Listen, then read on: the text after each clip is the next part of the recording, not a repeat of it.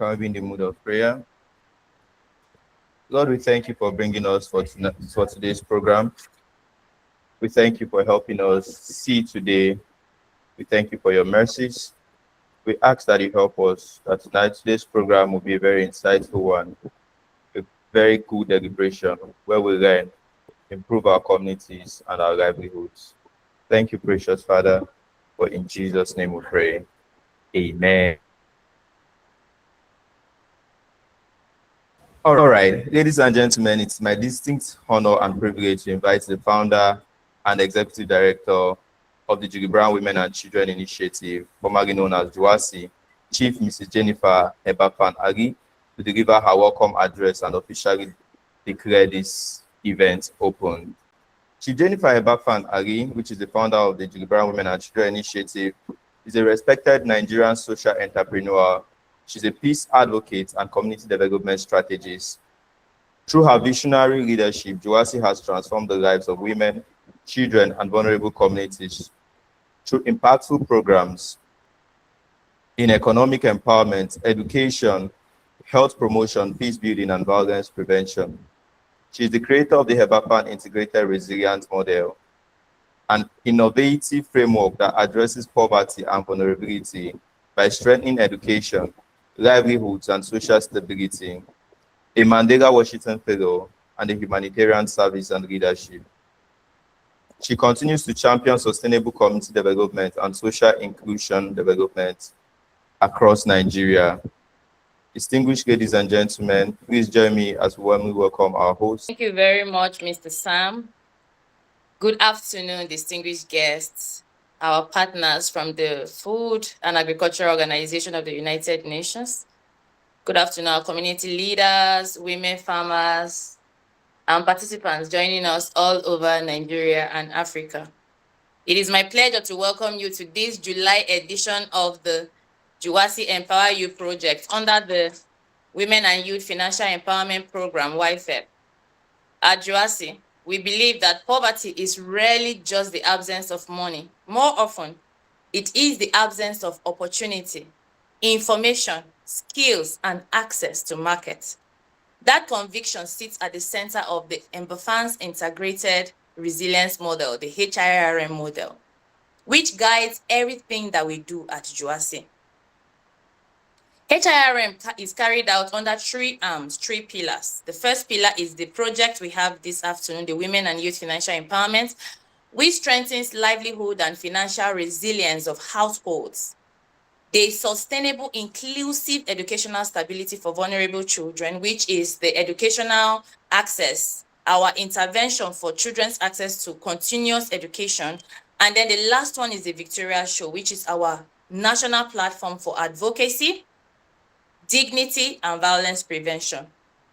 These are different programs, but it is all under one model, built on a simple belief that household resilience is a foundation of household community resilience. When we strengthen the household, we believe that communities grow stronger and resilient. Today's focus is on one of the most simplest, most accessible tools available to any family, which is the household homestead farming.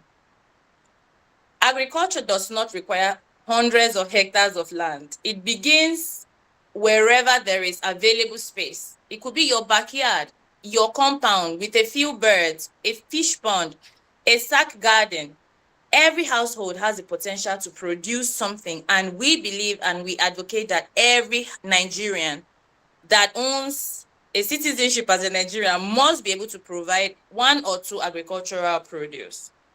Because when households produce, food insecurity falls down, income increases, children eat better, and communities become more resilient. This work is not new to us.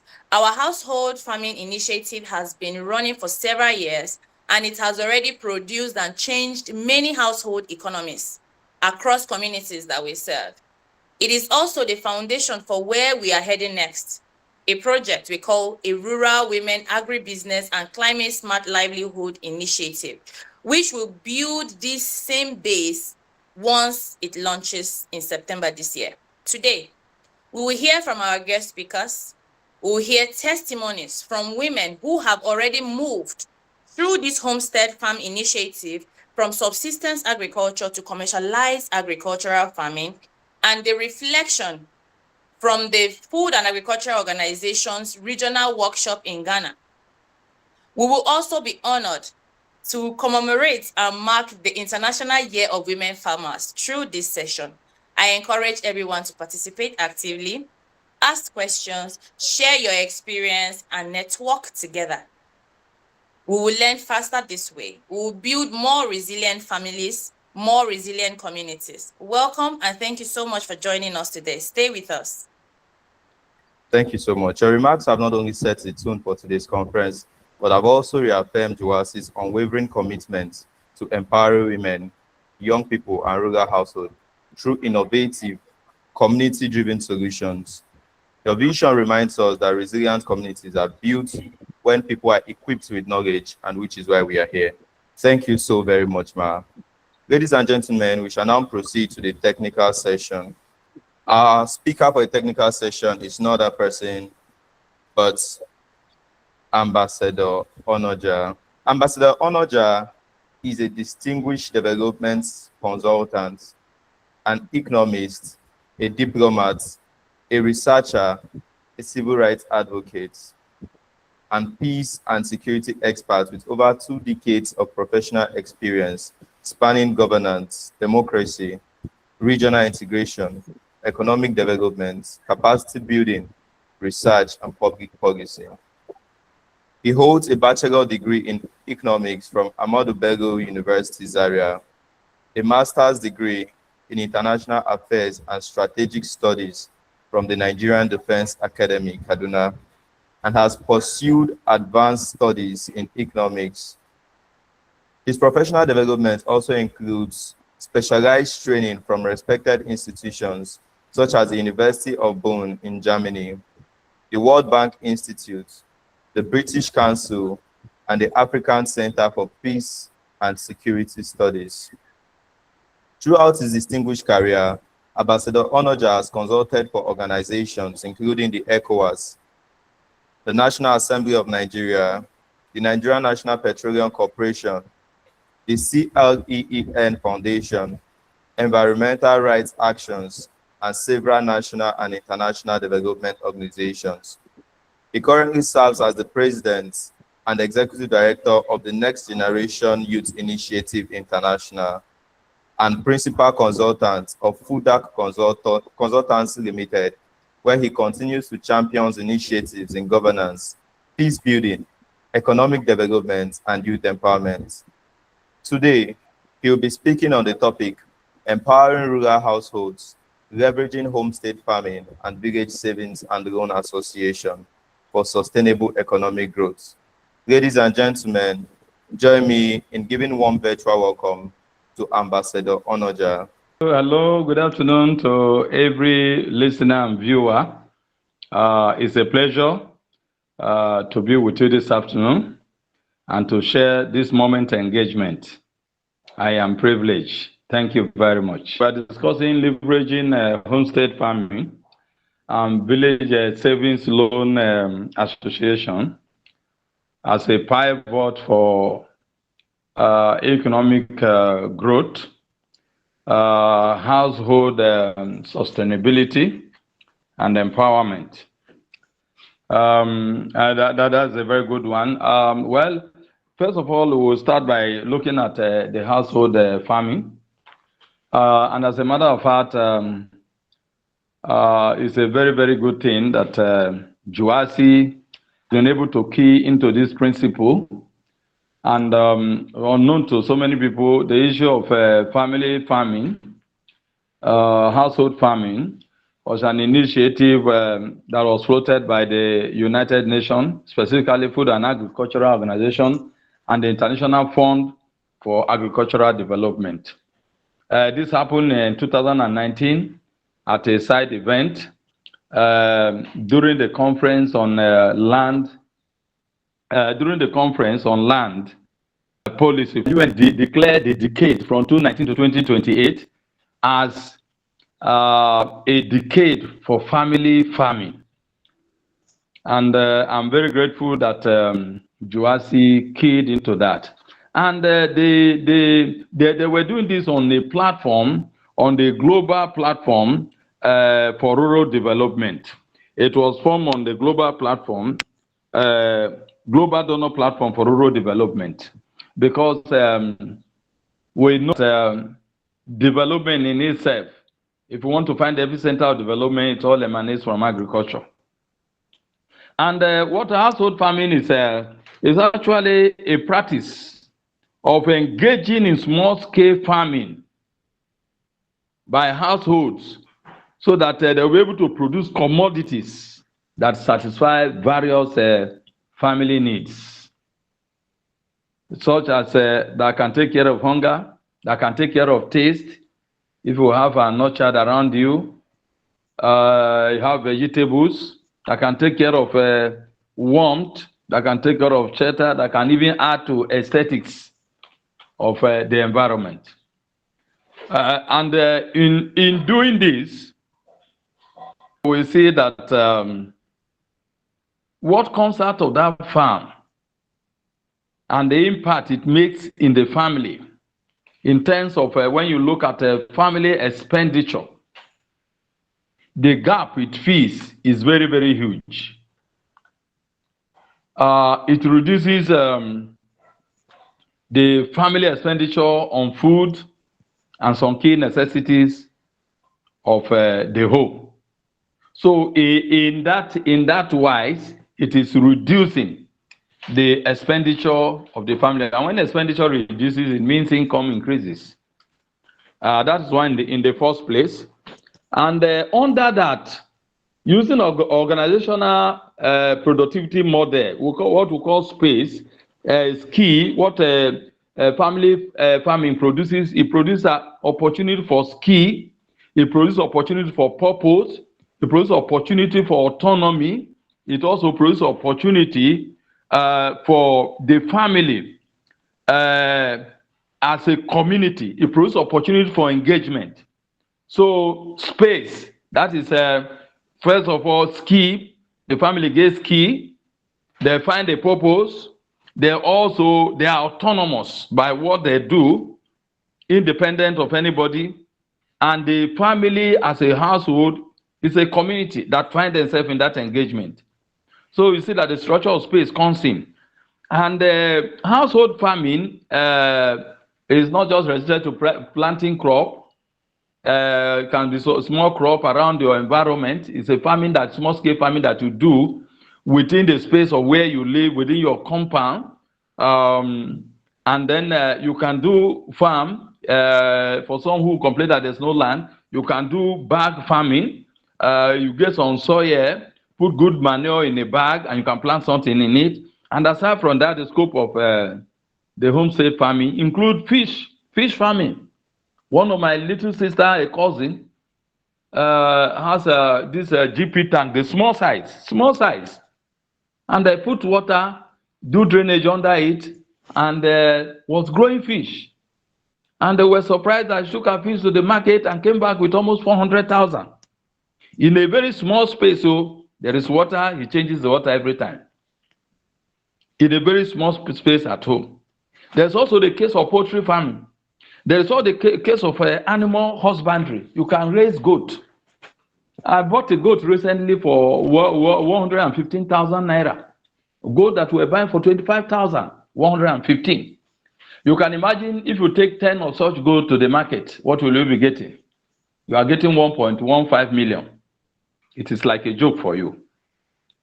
It involves rearing rams and sheep. It could also involve even cow. I have a neighbor next to me, where I'm speaking to you from now, who we are sharing fence. He has cow, he has sheep, he has goat, he has a poultry within the compound there. It is amazing the income he's generating. He's no longer in the class of the poor. He's no longer there.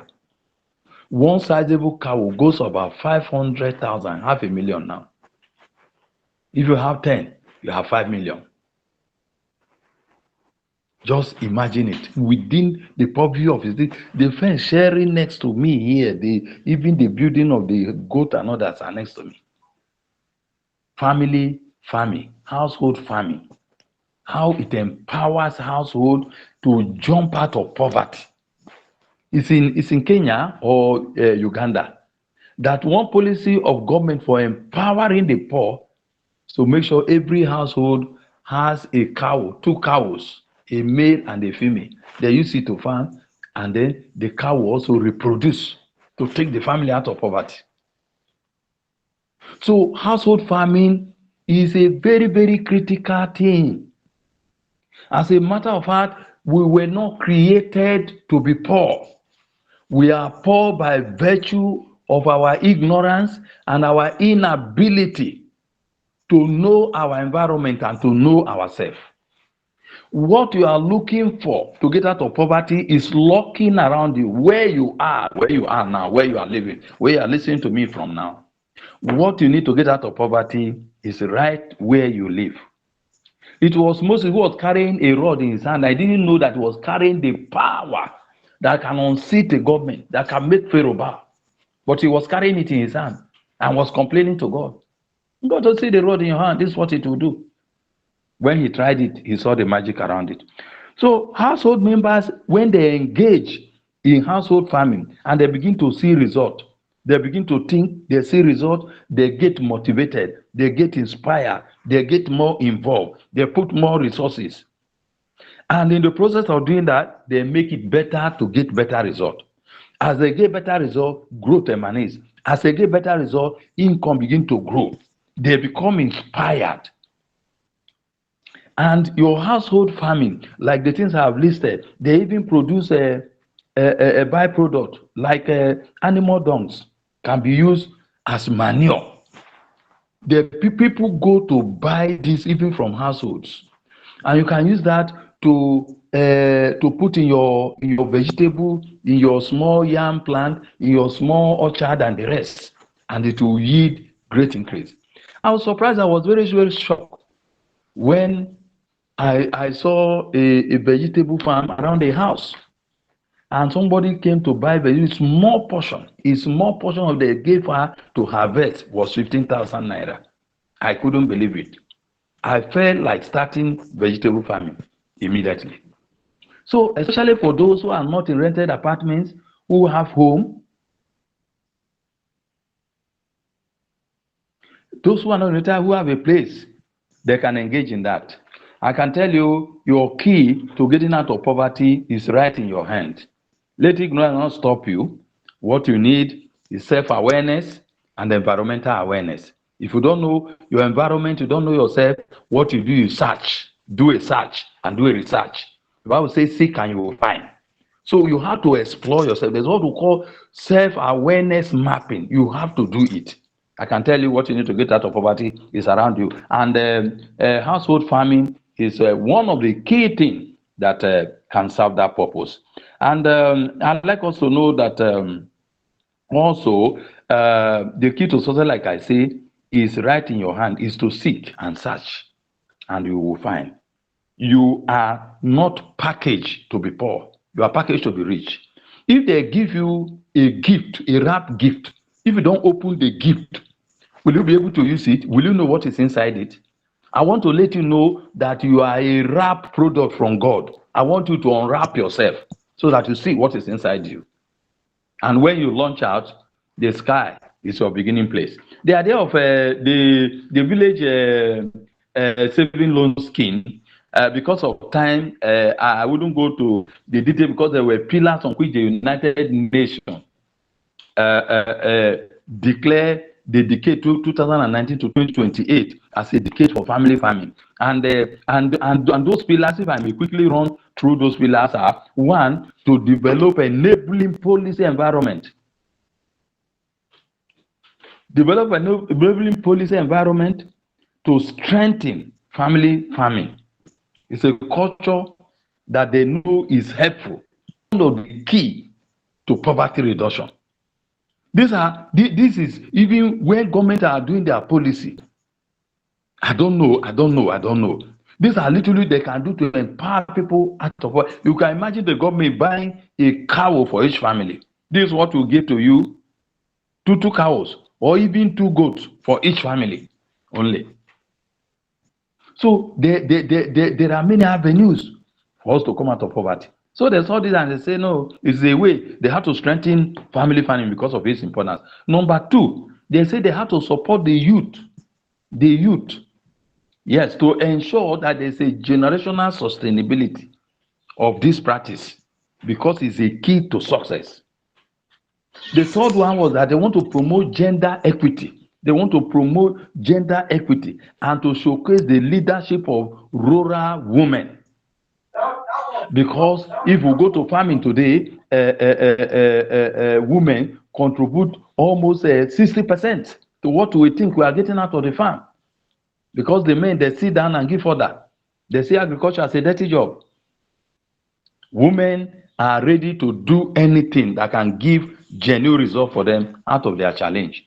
So because of time, let me go to village savings scheme. If I have time, I'll come back to that later. The village savings scheme is just it's a practice that over time, group of people, self-independent vision by a group of people to engage in practices that can help them overcome poverty. And the whole idea of VSLA is a self-managed community-based group that pull their small resources together because of poverty.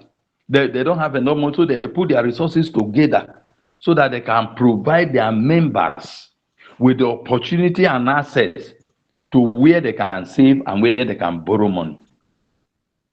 So if we say there is no money and 20 or 30 of us in the community, and we say the whole money in my house 10,000, well, let us contribute 10,000. By the time 30 people come together, you have gotten 300,000 on the ground.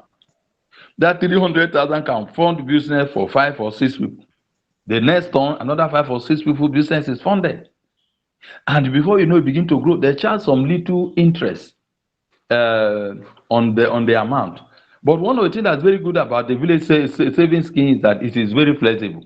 Doesn't demand any documentation like we would do in the bank. The only documentation it needs is the integrity of the borrower. Members can guarantee your integrity, can guarantee you how much trust do they have in you. So as a member, you contribute, the loan you will take will be proportional to the amount that you are saving. So they do this annually. And at the end of the year, they pull all the resources together, including the earning and the contribution, and they share at the end of the year, according to the proportion of the saving of each member. So at the end of the year, you will be surprised. I told you people, one of our series that you will not know how much money passes through your hand until those of us who say we don't have money, we are poor, until you begin to document your expenditure every day. By the end of 30 days, when you add them together, you will be asking yourself, did this money pass through my hand actually? So at the end of that year, they share the resources together. And at the beginning of the next year, they start all over. So on that platform, people can borrow money, members can borrow money to invest in their business. Through it, saving culture begin to emanate. Through it, you begin to learn skill of how to manage money. Through it, you begin to get network. You begin to get information about business.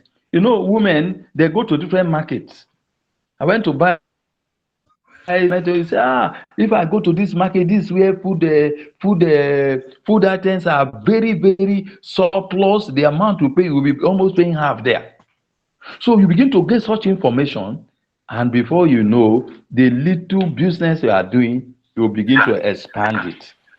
So it provides a saving platform. It provides opportunity for borrowing for members. Like I say, borrowing is flexible, and they also have basic, affordable social insurance benefits for others. And because of time, to quickly round up, so I don't take, they didn't even tell me the time I was allocated, but I'll round up in a jiffy. Village savings group formation are usually between the range of 15 to 30 persons. They meet regularly, either weekly or bi-weekly, and make their contribution. I want to shock you that through the village savings loan and scheme, I'll give you an example. Oxfam is an international organization, NGO, that many of you should know.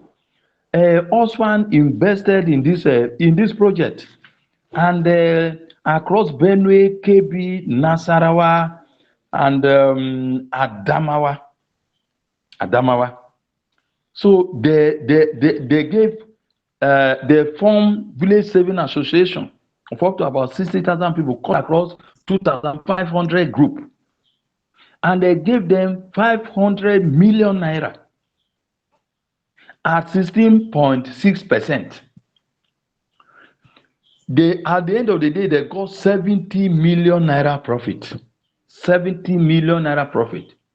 Oxfam, you can Google and find out from them. They made 70 million naira profit. And the village members, they grew. Many of them got out of poverty by this experience. And it will shock you to know that family farming, why UN has to take it very important, is that over 80% of food, of the world food comes through the line of family farming. And you know what?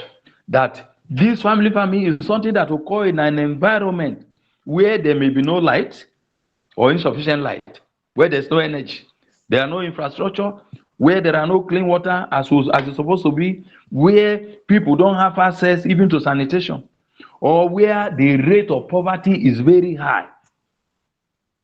And the people involved, they don't have any decent job, because it is all about the class of the poor. And in the midst of this, they can produce 80% of the world food production. That implies this is clearly the definition of resilience. Your ability to hold your staying power in the face of challenges in what you do. Your ability to stay afloat, your ability to keep the momentum, your ability to keep the steam, your ability to break grounds even in the midst of difficulty. You are the person who don't give room for excuse. And they made all this impact. So family farming is very, very important. The benefits are many. It has good potential to become an agent of development, improving the world food system. We have a very serious challenge with nutrition today. Many children are wasting. There is stunting all over our nation, Nigeria. So the issue of nutrition is one of the key issue of crisis in Nigeria today, and so much investment is going on there. You can see how family farming can be a solution to this need. In fact, if we take family farming away, the nutrition crisis in Nigeria would have become an emergency for the whole world. So it is an agent of development. Number two, it ensures or help to make food system contribute to healthier diet, because the food that is produced from this family farming, they are local food, they are natural food, they are food that are not diluted, are not a product of chemicals and other things. Like some of you may have heard about GMO, genetically modified organisms. In the name of the industrial game plan today and profiting by capitalists, what they want is more food anyhow and more profit. But it should be more food and more quality. So today, a lot of quality are no longer going into the food we have in the market or we eat. And that is why we have common sickness today, such as we never had, even in the time we never had development or modernity as it is now. Why? Because the food chain is polluted. The food chain is adulterated. Food from the family farming are natural, very amenable to your health and to your body. So it is high in quality. So it has the power to make contribute to healthier diet for our nation. Number three, it has food system sustainability. Like I told you, if they take the family farming away, 80% of food production for the world is gone. So what do you see? The food system breaks down. Food insecurity will result. Number four, the food system quality improvement, like I said earlier, the food that comes from there is of higher value than what we see industrial production and others that are tinted with a lot of genetic modification. And then, yes, it has to food security, number five. Number six, and very importantly, family economic enhancement. And that's where we are coming. The few examples I gave you, you cannot say any of those families are in poverty. Please, my own cousin, he left here 2 days ago. The wife did not go to any meaningful school, secondary school. Where she built her, she started poultry like a joke. If you go and knock at her door now, 1 million naira can come out. They are buying land in 2 or 3 places now. He is seeking they are coming to ask me for idea on which investment to make from time to time. They want to open a business account for the business now. Sorry, sir. Okay. Sorry, sir. Okay. So I round up now. In my rounding up, it is family farming can help poverty reduction very, very quickly. It's one of the quick way to do that. So family farming can transform and change the social status of anybody. So in rounding up, I like to round up by telling us this afternoon that what we call poverty, you are not poor by creation, you are poor by ignorance and your lack of personal environmental awareness. What they call poor, P-O-O-R, is passing over opportunity repeatedly. And all you need to overcome poverty is in you and your environment. What you need to do is to explore yourself, explore your environment. You have to seek, you have to search and find what is in your environment, what is inside you. So research is the issue. So do a check on yourself and your environment. There is medicine for poverty. That is what I want you to know today. There is medicine for poverty. And you have to find it. But if you are comfortable with poverty, then you don't need to bother. If otherwise, get restless until you find. Archimedes, Mr. Archimedes, the man who found the principle of flotation in physics, he searched for the principle that can allow plane to fly, that can allow ship to go on water and any floating thing, until he was in the bedroom a day and he found the principle and he ran out. He said, Eureka! He ran naked to the king. Archimedes, you can Google it. He ran naked to the king, say, I found it, Eureka, I found it. And that was how we get the law of principle of flotation. That for a body to float, the volume of water is the weight of the body should be the volume of water it displaces. So I want you to know today that there is medicine for poverty, and that medicine is in you as in your environment. Where you are is where your wealth is, your answer to poverty is. May God help us. Thank you very much. It's a pity that our time is not always enough to expand on some issues. Thank you. So I'd like to stop here. I thank you very much, and every one of you for the privilege. Juasi, thank you so much. All right. Thank you so very, very, very much. It's indeed a privilege to suck from your wealth of knowledge. Thank you so, so much, sir. We are really grateful. Let me send many, many, many emojis. You deserve them. Amongst the so many things you said, I really appreciate the fact that despite the importance of household farming, knowledge and resilience as things that we have to look out to. That's my own takeaway. So before we get other people's takeaway, their questions, because that's the next on the agenda, someone dropped a message on the chat box and I would like to read it for our hearing. Give me a few minutes.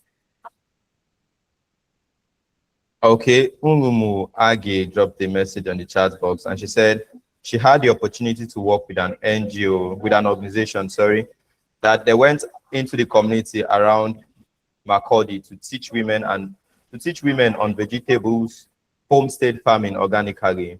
And they gave the women seeds of vegetables to plant and consume themselves for good nutrients and healthy practices. And also for market purposes, and the women became industrious and financially secure, and they saw the need to practice it on their own in a large scale. This topic is very important and educative. Thank you, Mrs. Ungumu, for that comment. Thank you so much. So the next on the agenda is for our questions. But before we go into that, I'd like to give the mic to my executive director if she has an insight to give as pertaining to the subject matter. Over to you, ma'am. Yes, I want to just sincerely appreciate our technical speaker. Thank you very much for your continuous partnership, and thank you for always allowing us the privilege to suck, like our moderator said, from your deep wealth of knowledge. I do sincerely apologize for our inability to let you have the extended time that you want. We'll probably have to build this into a series. We'll probably have to turn all this series into a book where people will have access to everything that you want to say to the full extent of how much you want to express yourself. I want to thank you so much, Ambassador Royal Onoja, for always making yourself available. And to everybody who has stayed, thank you so very much. We do sincerely appreciate you. And I hope that you will stay with us to the end because there is more coming. Let's move to the next agenda, please. Thank you so much. All right, thank you so very much, ma'am. So it's time for question. You can send in your question through the chat box, and you can also raise your hand to share your question. Our speaker will be on ground to attend to your questions. Meanwhile, you can also do send in your email addresses on the chat box so we can reach out to you with the recording of this event. So you can also go through them in your free and less busy schedule. So meanwhile, the chat box is open. You can drop in your questions, and you can also identify with a raise of hand. I'll mute for now. Also, just call the next agenda. Anytime in the program somebody has a question, they can always raise their hand and ask, so we don't have to wait for questions. Let's just move to the next agenda. Thank you. Okay, I think there is a question now. So you can take that question, and then we'll move to the next agenda. I'll be taking questions in between. Thank you. Okay, ma. Brizimo Perez Zaid, I'm so sorry if I pronounced it wrongly. She said, is it mandatory to invest? What if a person just wants to learn the farming by themselves? A wonderful speaker, the question is for you, sir. I'll mute for you. Something like just want to learn. If you want to learn something, it must be for a purpose. Why investing is mandatory, except you don't have a hope for sustainability. You don't have a hope that you are going to live.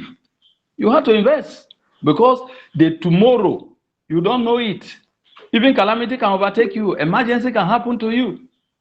If you don't, the rainy days, if you don't save, you are in trouble. You are the one. It's a suicide.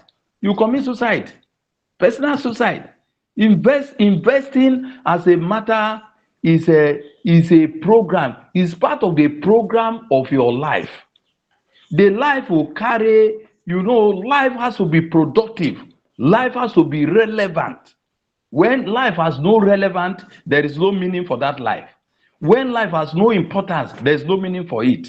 Your investment is mandatory. Even if you don't like investment, you have a social responsibility to impart other people, to help other people, to grow other people. Just as our dear leader, Chief Ms. Jennifer, is doing. She's investing money, building destinies. So you are not created for yourself alone. You are not living for yourself alone. The clothes you are wearing, somebody sold that clothes for you to wear. The house you are living in, another person built it. Even if you bring the money, you made the money from other people. The money you make from other people is a product of investment. So investment is mandatory. But like I say, if you choose to be comfortable with poverty, there's no need, there's no problem. It is all a choice. But we are either made or mar by our choice. The choice will make either make or mar us. And today, there are clear evidences of people that were advised and they acted against the advice and they are no more alive. One of my cousins He's dead. His body is in the mortuary now. Why? He didn't take instruction. So the choice is ours, but we must know that we are free to make any choice, but we are not free from the consequences of the choice we make. So my advice is that investment is mandatory. Martin Luther is dead, his life.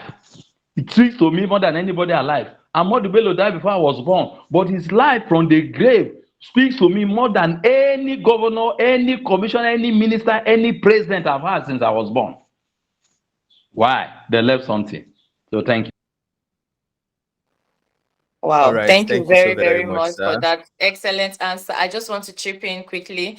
I think what the person was asking, probably if you have another business and you just want to raise your agricultural produce for yourself, that is also excellent.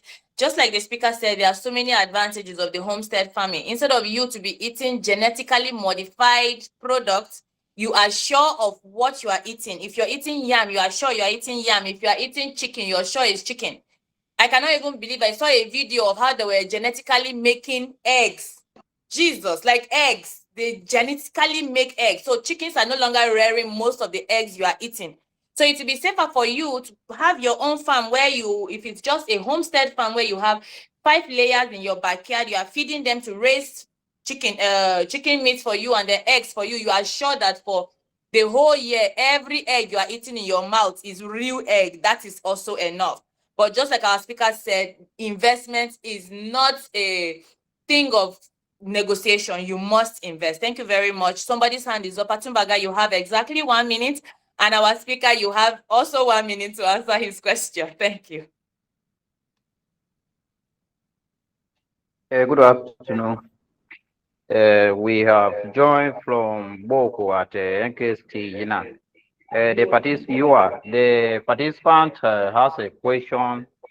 They want to know if after this training there will be any empowerment for them to continue the state farm on their own. That is a question we have from the. Okay, can you give the phone to the person so she can ask herself? She can ask in the language she understands. It's okay. You will now interpret. Thank you. So, because we want to see her face, yes.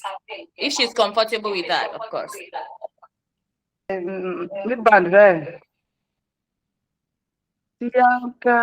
Kayega.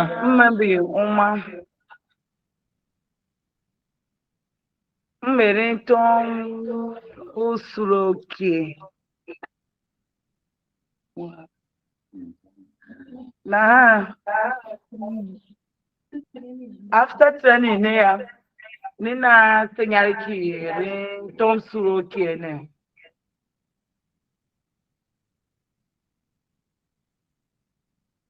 Hello.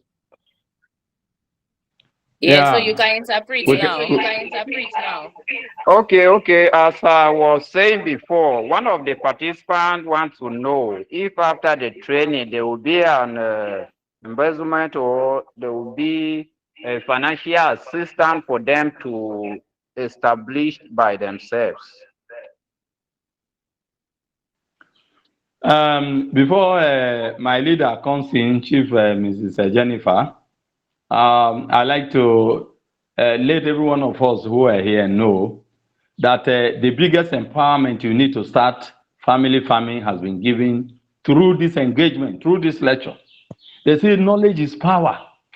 You see, the idea we have why we miss an opportunity to grow and make investment is that our focus has always been on money. Money is almost the third factor. You have to get vision right. You have to get your determination right. You have to get knowledge right before money comes. If no money comes, it will be drained away. Sometimes when you get the first 2 right, money will begin to look for you. When you get the 3 right, money begin to look for you. What do you need to start family farming? Right in your house, if you search around your house, you will get vegetable to plant.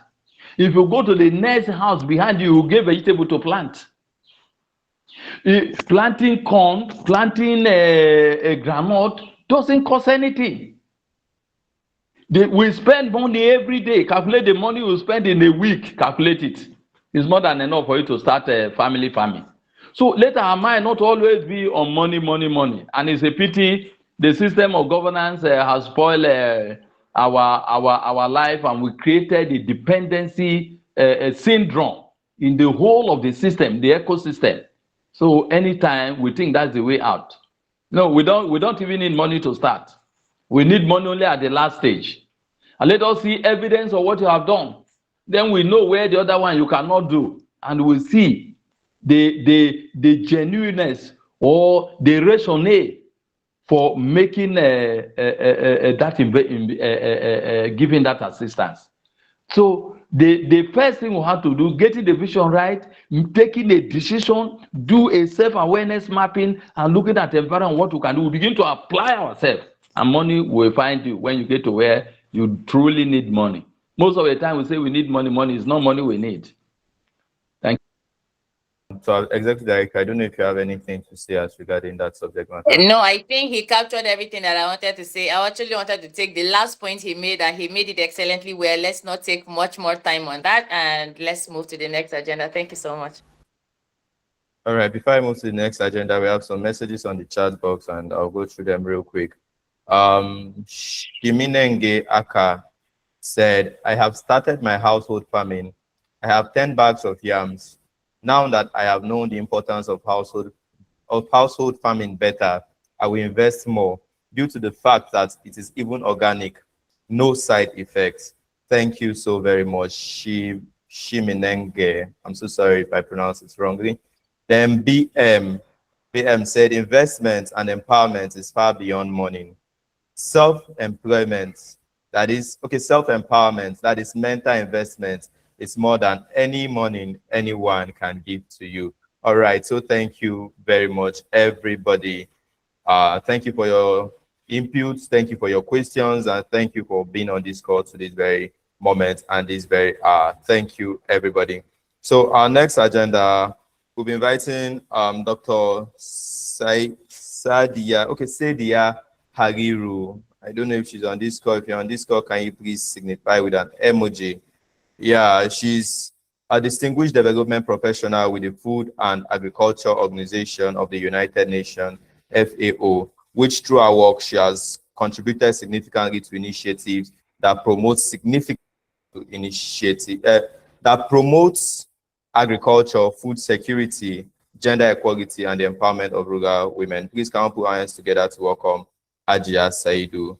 You are welcome, ma'am. The mic is yours, ma'am. Okay. Good afternoon, everyone. Let me share my screen. Can you hear me? Yes, ma'am. Good afternoon, everyone. I hope you can see me smiling. I hope you are all doing well and having a productive day wherever you are joining us from. Like you heard, Dr. Sadia Haliru, Program Manager, and I work with Food and Agriculture Organization of the United Nations, FAO in Nigeria.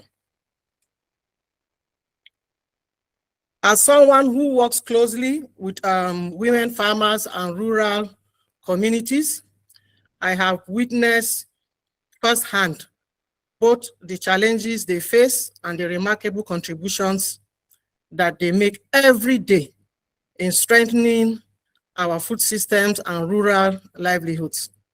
It is truly a pleasure and an honor to join you, all of you today, as we commemorate the International Year of the Woman Farmer 2026.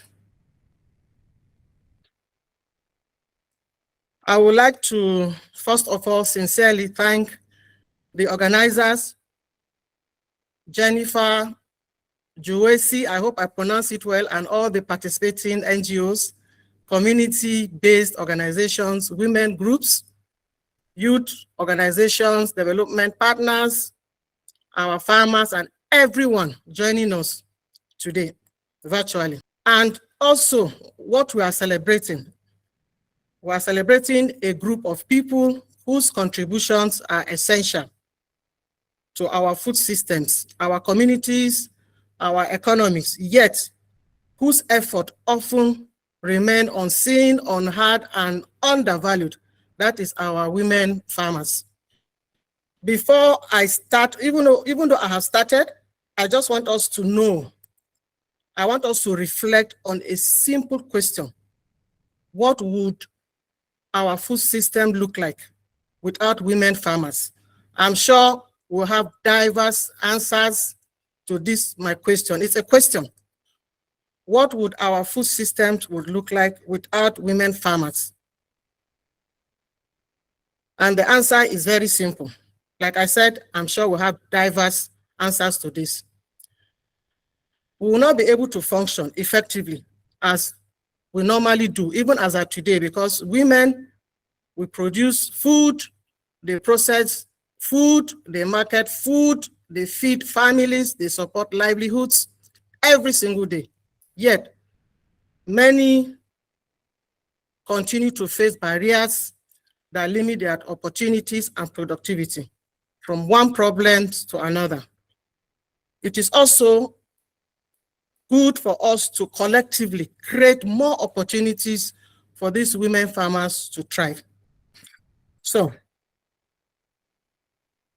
why International Year of Woman Farmer 2026? This is another question. I'm sure you can see my slide. Can you see my slide? Yes, ma'am. Yes, ma'am. Yes, ma'am. Why International Year of Women Farmer 2026? Why did we dedicate 2026 to International Year of Women Farmer? That is another question. I have a lot of questions. So I want my presentation to be interactive, engaging, because this is what I do. I've done it for more than 25 years. Why do we have International Year of Women Farmer 2026? Before we go further, I proceed, let me also ask another question. How many of us had breakfast this morning? How many? I'm sure all of us, we all had breakfast. Whether it was bread, rice, ram, yam, vegetables, fruits, tea, or pap, there is a very high chance that a woman farmer contributed in one way or the other to make that meal possible. For me, I know, before I left home, somebody made it possible for me. Even before it got to the table, a woman made it possible for me. So many women farmers continue to face barriers that prevent them from reaching their full potential.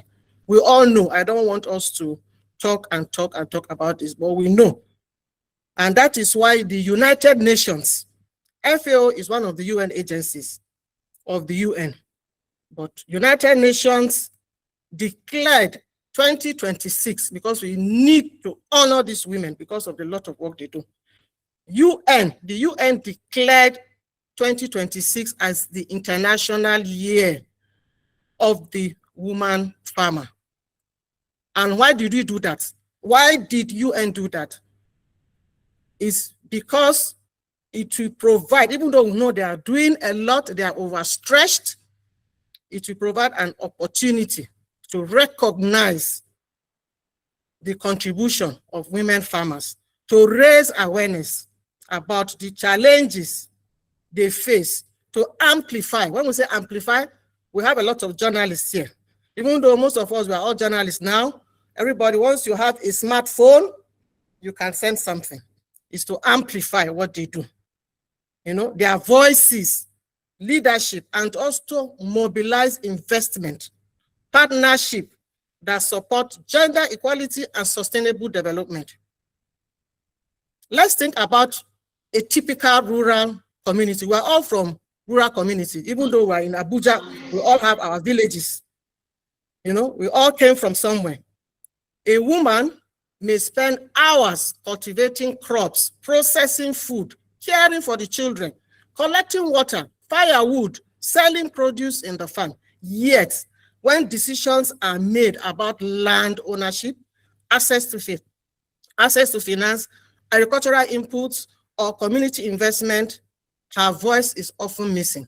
She is nowhere to be found. Why? Have we ever asked? We have parents that were farmers, both father, mother. When all these decisions are made, in the urban areas.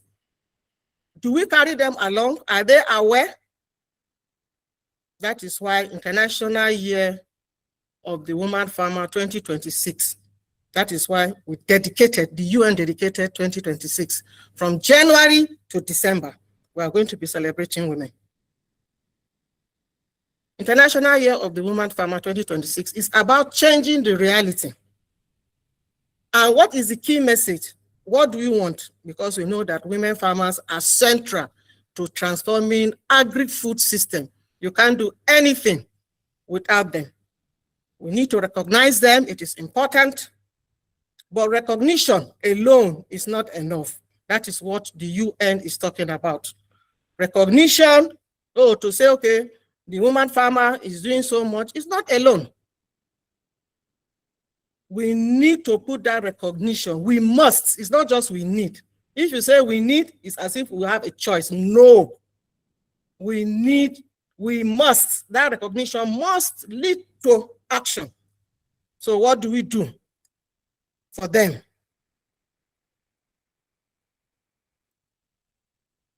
Then, these women farmers in Nigeria, if you see my slide, the key facts, I don't want to, there are a lot of statistics there, but I just want us to know. If you look at it, you see that 7.2 of the total land mass, that is what the women own. That is the only thing that we have. That's all the thing that they have. The rest is for the men or the youths. So women play a major role in agriculture, but yet they have 7.2% of the country's land. This figure on the slide tells an important story. I can go on and on and on and on, but I don't want us to dwell on that, okay? Despite women's significant contributions to agriculture, they still face serious barriers. Jennifer and some of you, you work with NGO. You know the problem they go through, gender-based violence, a lot. Some, even it's even underreported. Finance, land, they don't have access to their land. Even when they lose their husbands, they cannot, you know, so many things. We know all the problems they face. Despite this, also essential services. When I was growing up, when I was in university, that's my first degree in Ahmadu Bello University. I always tell people we had extension services. We see them on their bikes. That's when we knew people had bikes that time. But now, you don't even see the extension services. And this is the time we need them more, but they are not anywhere to be found, okay? Then, access to productive resources. They don't have. Even when they have, some of them they have is from their husbands, from their spouses, but they don't normally have. That is if the husband even has enough to share. As a result of this, many women farmers are producing far, far, far, far below their full potential. And I want us to note this. It's not because they lack the skills, knowledge, or commitment. No, but because they often have limited access to quality inputs. If I say quality inputs, it means improved inputs. Then technologies they can access. Financial services I talked about, and agricultural support systems, they don't, because they don't even, some of them, the married ones, if they have to attend any workshop, training, capacity building, they have to seek permission from their husbands. And at times, those permissions are not provided. They are not provided. And some of them, they don't even get the right information for them, you know, to access all these things I have said. Okay? Imagine if we have a woman, for instance, a woman farmer in Kebbi, Greening Kebbi, Cross River, Kaduna, Benue, Rivers, who has cultivated the same piece of land for over 15 years. I was in a program recently, I said, I had a project. What I'm saying, this project was more than 10 years ago, and we gave both male and female the whole we gave them, because we tell them it's not good for a woman, even the man, it's not good for you to bend. And you can imagine the women, they are bending and they have children, but they back their children. If they have children, they back them at their back, then they are tilling, they have their cutlasses and their hoe. Before you get to 30 years, you have back pain. You see, that's why you see most of the farmers during our parents' time. You see them, I don't know whether you can see my picture. They walk like this. I don't know that, can you see my picture? Can you see my picture? The slide is still on the first page. Okay, okay. I wish you can see my picture, but they are bent. They can't stand well because of they have strained their back. The backbone cannot bend. Either it bends or it breaks. It can't bend, and it's either it will break or they just stay like that. And they're always having back pain, hospital, everything. So we gave them a holder. You can, while you stand and you till the ground, you just use it, the beans, whatever you need to plant. You plant it without having to bend. That's what we call gender, we gave them gender implements, gender-friendly implements. That is what we gave them. The woman farmer contributes to feeding her family. She sells, she supports to provide, she supports the husband with income. Yet, when she even applies for a loan, she cannot get the loan because they will tell her, go and bring a collateral or go and come, madam, make I speak pidgin English. Make you go bring, I don't know whether I got it. Go bring your husband, Oga, come with Oga, or go and bring Allergy, whoever you have to come with. The woman cannot. She dare not, and even she cannot even read and write. Some of them, the farmer, not today's farmers, I'm talking about today's farmers. So she's unable to provide full proof of land ownership. Most of them, they go and hire, pay, because the land is not even registered in her name. So this is part of the challenges. And it's not that, it's not her ability to farm. The challenge is not her ability. She is very strong. The challenge is access. I have to emphasize that word, access. The challenge is access. I know that she doesn't know what to do. Many NGOs and development partners have witnessed similar situations in the communities where they work. This is why closing gender gaps in agriculture is not simply about fairness or inclusion. It is about unlocking productivity, improving incomes, strengthening livelihoods, creating opportunities. I'm emphasizing that word, creating opportunities for sustainable development. Yet, despite these barriers, women continue to make significant, mark that word, significant contribution to agricultural production. In spite of everything, they are still making significant contribution.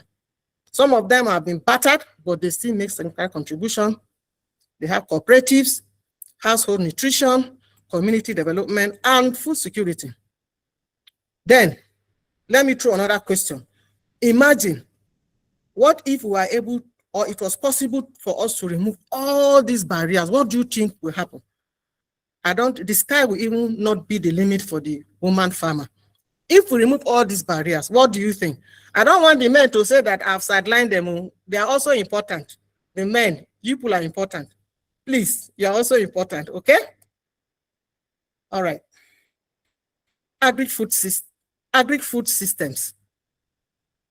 You can see production, you have to move, processing, marketing, consumption, is from start to finish, from farm to fork. That's what we call it. When many people hear the word agriculture, they immediately think that it's all about farming. No, it's beyond that. Agriculture is much, much, much, much bigger than planting and harvesting, my dear brothers and sisters. It's much, much, much, much more than that. It includes processing, like I said, storage, transportation, production, marketing, and ultimately, the food. Make I use pidgin English. You go come reach our table. You go enter our belly. The belly they call it. You go enter our belly. stomach. Okay. Even though now the UN, FAO, we're not just talking about just food, but we're looking at nutritious food, nutritious, what you are eating, what is the quality. We're talking about quantity now, quality. Women contribute at every stage of this value chain. Nobody can take that. Even Jennifer that is there cannot argue with me today. Jennifer, are you still there?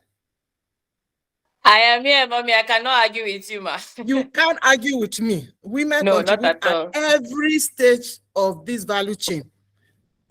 I doff my hat for the women. They grow food, they process food, they market food. Also, they ensure that families are fed. If my family has not eaten, will I be able to come to work today? I cannot even come to UN house. It's not possible. If my child is sick, will I leave him and say I'm coming to work? It's not possible. I know Jennifer, if she hasn't eaten, she cannot be here. And it applies to all of us. It's not possible. For example, in many communities across Nigeria, women are processing cassava into gari. I don't know how many of us have seen where they're processing cassava. I've seen it in one of our FAO projects into gari. They are drying fish, even the fish.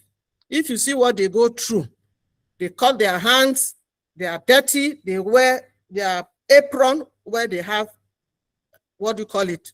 All this, I'm trying to remember the word now, where they have all this, I can't remember. Just like when you go to slaughterhouse, rams, you don't, where they kill animals, where they slaughter animals, you know. After all the checks, you see them, before they even clean, they don't just take it and just start processing or drying the fish. No, they clean it, they dress it, and it's very close to the fire. I don't know how many of us can stay very close to the fire. That is the women there, the woman farmer doing that. They process it, they move it very close. Clean it, remove all the nyama nyama inside. Let me use pidgin English now. Nyama nyama inside the fish. Then put them for the slide on top of fire. You know what fire is. Dry it before you go call reach our table, call enter our belly. Make I speak pidgin English. You know, because I attended the program recently. I couldn't even believe it myself. The way I was speaking pidgin English, you know, I was, you know, because the farmers there, they know sabi speak English. They are English. They know go school. Make I just let me leave it there. You know. So, and even the grains, where they are cleaning the grains, miling the grains. If it's a local one, not now that you use machine. Our parents did a lot. We should appreciate them. They mile, they stand with the calabash and the breeze. I'm even using my hand. You can't see my picture now, you know. They're using the hand and the dirt will just be going when they are miling the grains. Then packaging, is it that one that is easy? They put them in different bags, sacks. 10, 25, 50, 20, 30 kg. Then transportation, they take to local markets. You know how they'll be feeling now. And they will still get home, prepare food, get home. Son, sick. Daughter, not feeling fine. Mommy, where's my food? They are not saying, Daddy, where's my food? They do all those things. However, when processing equipment breaks down or storage facilities are unavailable, women often experience the greatest losses. These are the challenges, some of the problems they go through. But at times, even when you take it, where you are going to grind all those things, the machine spoil, or they say there's no diesel to power it. What will you do? They spend man hours that is not recorded. This is one of the reasons Nigeria continues to lose significant amount of agricultural produce year after year after harvest. Go on and on and on. Another question, I always say I like to ask questions. Let me ask, how many of the women in your organization, we all are from different organizations, but I'm sure NGO, there are many here. Now, Mama Jennifer, they here, you know, how many, you know, of this organization, how many of you are involved in farming, processing? All of us now, we're there inside AC office. We get our laptops. We are working, so people are there, these women, toiling day and night. They are involved in farming, processing, trading agricultural products. Like I said, many NGOs, community groups, women farmers association. The answer is likely most of them. The women are always, and they didn't say they are tired. That is why supporting women farmers is not only about increasing agricultural production. It is about strengthening, we need to strengthen, I'm using that word now, strengthening the entire agri-food system. I have to repeat myself. We need to strengthen the entire agri-food system from start to finish. When you say start to finish, is from farm to table before you go enter our belly, so as we be healthy. Because when women succeed, food systems become stronger. 1, 2, more efficient. 3, more resilient, and more and more and more. Okay? And I've mentioned the challenges. Some is endless. They go through a lot. It's endless. We all know behind every, I know they say behind every successful man, there is a woman. Maybe we'll have to revisit it. Oh, Jennifer, are you still there? Yeah, I'm here, Okay, ma'am. I said maybe we'll have to revisit it. Instead of saying behind every successful man, there is a woman. Maybe we'll say behind every successful woman. If the men will allow us, there is a man. If they will allow us, I don't know how many men we have here now. So you are allowed. You are allowed. Expressly allowed. Thank you very much. Yeah, Expressly. this table you want to Thank you. break is a table that is already sitting on 3 legs. So. Okay, oh, thank you so much. So behind every harvest, that was why I brought that. Behind every woman, there is a man. Even though we say behind every man, successful man, there is a woman. So behind every harvest, every market stall, and every meal we see on our tables are women whose labor, resilience, knowledge sustain families and community, because we can't, I repeated it 3 times, we can never do away with food. Food is life. Life is food. There's something now we are doing, we started in the UN system. Let me just tell you something. If you are healthy, we always advocate prevention. Prevention, okay, people know prevention is better than cure. Instead of having the symptoms, that you are now treated, you have an ailment, is better, you are healthy, you are not sick. It goes a long way, because even medicals now is very expensive. I was in a forum, I told somebody, someone had an accident. It was a minor, well, I would say it's a minor accident because it's to do with the femur, the leg. And he had a broken, not too serious, but on the, what do you call it, on the thigh, one of the bone, the femur bone went off. And just to do, for the operation, they were asking for 21 million naira. This thing happened last month, 21 million. I don't know how many of us can afford it. These are things we don't pray for there. That's why they call it emergency. In the medical line, everything is emergency anyway. But they were looking for 21. And if you don't have it, woe betide that person. The doctor, we've seen cases where you have patients have died from just loss of blood because they didn't get that care that they needed to stop the blood, the clotting and everything. And once you lose the blood, even for you to get, they have to check what is your blood group. And who do you know the blood they are giving you? Is it a madman? Is it from a relative? These are things that when there is emergency, that's why we always try to avoid it. So that 21 million person would have used maybe to buy a house, retirement or a house, he used it for the operation. And 10 years ago, 15 years ago, this is an operation that you could just spend maybe about 150, 200,000. But today is 15 million, 15 million. Okay. Yet, many women continue to face significant challenges. They do. There are some that we don't even know of. Some of them, they are harassed. I saw a video, a clip last week, a young lady that was married to an elderly man because I learned she was an orphan. and the man panel beated her face, gender-based violence. The lady is scared. She's just about 18, and the man is about 40, 50. And the man came to the hospital.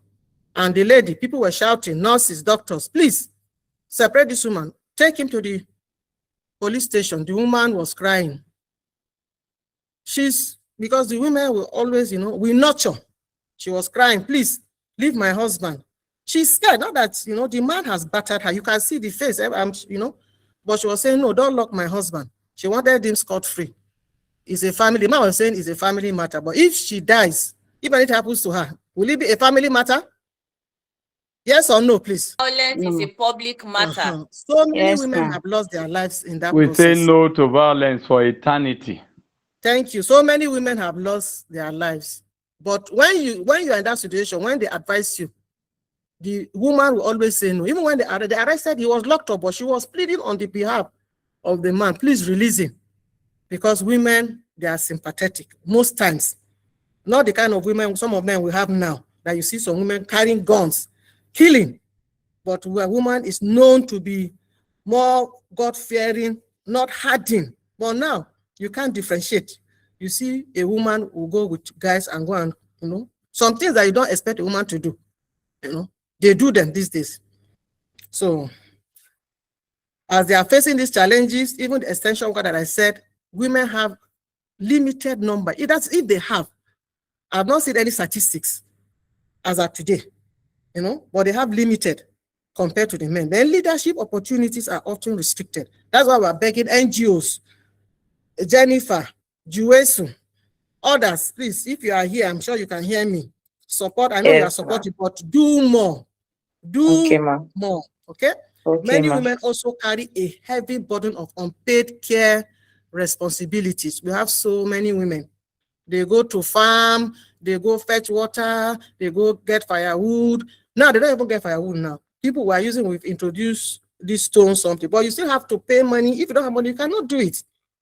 And they are backing children, doing all this. They are not just, they do so much.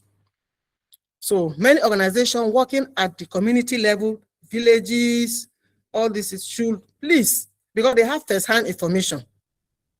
There should be training sessions. If you have, please do more. Then let me give you an example again. If you have a program, a workshop, or a training session that is supposed to start at 10 a.m., yet you see some women, they arrive late, some, they miss it entirely, some, because they have spent hours preparing meals, caring for children, fetching water, or supporting elderly family members. They are not able to attend, something that they will benefit from, that to enhance their capacity, to empower them. The UN will give safety net, all those things. They cannot attend. Some even they tell their husband, the husband say, do not attend, do not go. If you go, it's at your own, you know what will happen. And the woman will just go and sit down for peace to reign. She had been shortchanged. Sometimes the barrier is not willingness. The barrier is time. It's time. They will also have the issue of climate change. It presents another major challenge to women. Even the men too are affected. We have floods, what is happening in Lagos, what happened last year, I think in Niger, in some of the states, in Benue, in Nasarawa, when they opened the dam in Niger, and so many other things. Then we have droughts. Even in Lagos, as of yesterday, they said rain hours, people could not go out. Children had to stay at home. Some, the ones that dare to take their children, they still went. Took so many people away, flood, everything. Then the waste, because most of them, some of the problems were created by us. Because when we want to throw away dustbin, if you want to take, you don't go and see where the dustbin, you just throw it on the road or from the car, bam, boss. These are things that some of us we have created for ourselves. Why some environmental, we also have environmental shocks. It affects everyone, irrespective of your gender. But women are often among the most vulnerable because they have fewer resources available to recover and also adapt. All this is our item. And not that the men are not facing it, but we're looking at the magnitude. You know, the Please, percentage. ma'am, we have 3 minutes left. I'm sorry. Oh, okay. Just give me more Sorry, time, ma'am. please. All right. So these challenges are real, but they are not insurmountable. We can take up them with the right policies, investment. You see, I take my time to explain each of the slides, you know, so as people can understand what I'm saying. You don't get to see this kind of presentation. So I'm happy I was able to attend this. This is a UN presentation, you know, for more than 25 years I've been doing this. So if I wanted, I would have just gone through this blah, blah, blah, blah. But I want people to understand what I'm saying. So when we have the right policies, investment, partnership, community support, NGO, meaningful progress is possible. We can and we would. Just to add, that's, imagine the impact if every woman farmer had equal access to land, finance, training, technology, market. What do you think will happen? Imagine the increase in productivity. Imagine also stronger household incomes. Imagine the positive impact on nutrition and food security. Because I told you, we're not looking at the quantity now. If a child is malnourished, he might be eating amala and ewedu or pandi or pounded yam. He's not getting the right food. You know, that's not what we're looking at. For example, a woman farmer who gains access to improved seeds, climate smart agricultural practices, and a small loan can significantly increase her harvest. We know women, they know how to manage money. You see, our husbands will give us small money, but the way we go to the market, we know what to buy. Send a man to go. You go and buy, I don't want to say jaka, but they will cheat him. You know, be so? And I hear yes or no? That's so. Uh-huh. Now That's so, so, ma. Additional Yes, ma'am. income will help her Na send her so. children Na to school. so, I dey go market well. Na so, I dey go market Even well. when, Na thank you so. so much for your clarification. Even when, for your response, sorry, even when the men cannot pay school because of other, the man, he don't pay for house rent, you know, hospital bill, NEPA, is it NEPA they call it now? I don't know, power holding, energy, they pay. And small money, chikiri remain for, you know, and the man will also buy food, give woman money.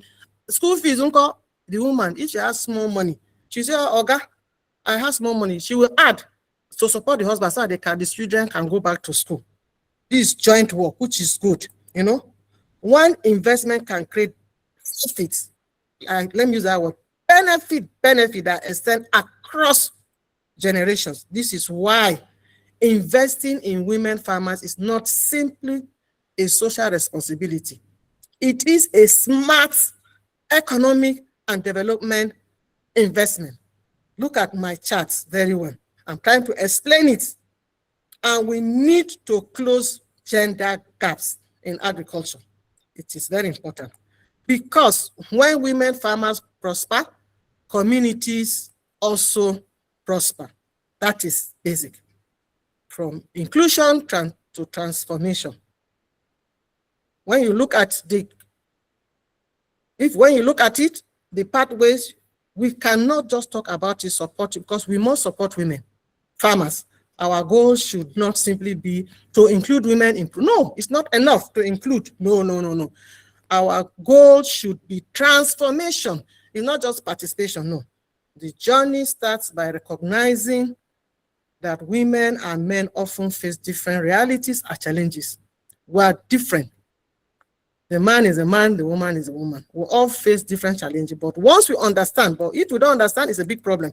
But once we understand those differences, we can begin to address barriers such as limited access to land, finance, technologies, market, decision makings, opportunities, and so forth and so forth.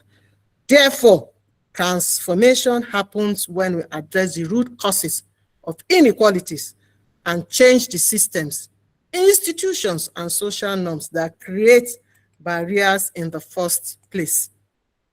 Now, I love this slide.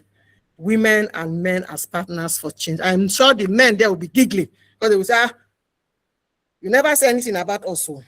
One important message I would like to say today is, I will emphasize that empowering women does not mean excluding men. Men are also important. They are our husbands. They are the head. Sorry? Hello? Somebody said something? No. I think it was a mistake. Okay. You know? But ma, we can't see your slide. We are still seeing the first slide since. Can you see my slide? It's the first one that is still showing. Oh my God. I think there's a problem. Okay. Maybe Jennifer, I don't know. Maybe there's a problem. Okay, you can send it to me. I sent you a message on WhatsApp, please. Okay, I didn't see. If you just Maybe forward it to me, I will share. What we'll do, I would like to, because I don't know why it's not showing, but it's showing here. I'm on the 8th slide. Now is the 9th. Wow. Okay. Can you see the 9th one? No, ma, we are still on the first one, but it's not. I don't think we can dwell on that. Let's just, no, if you can let's share not dwell it, on we that. can send the emails of everybody. Okay, yes, maybe so what we do, because we don't normally use, what we use here is Zoom and Teams. I will create time to do the, what do you call it, the presentation again, please. Okay. Yes, till next time, and I'll have time to go through the slides because it's an interesting, what do you call it, presentation. Just for you to know that women, we are not saying the men are not important to the men, because they are the ones that support us. The men, the man is the head. They will say the woman is the neck. Abby, I don't know what this is. Jennifer, is it the neck or the head? Yes. Women, because I saw somebody speaking vernacular. Let her know that UN appreciates them, their efforts, and we are here to listen to them. It's not our year as UN, but here is for the women farmers. Yes. Unfortunately, we're even having a program tomorrow in the UN house. Some of the farmers are coming. Those ones that are in Benue, the one you spoke to, is she in Benue? Yes, ma, she's in Benue. Some have invited some to the UN house. We are coming to record them, to ask them questions, because this month is for us to listen to them, not me to be talking blah, blah, blah, blah. This is what I do all the time, but to listen to them. What are their challenges? To celebrate first, to celebrate them, what they are doing a good job. How can we work together? How can we empower them? Then we listen. Then the challenges they go through, because they go through a lot. And I also want to use the opportunity to tell them to stay safe and be security conscious. Try and avoid any fall or injury. Especially when you're also, even if you're not diabetic, either diabetic or hypertensive. Because I learned,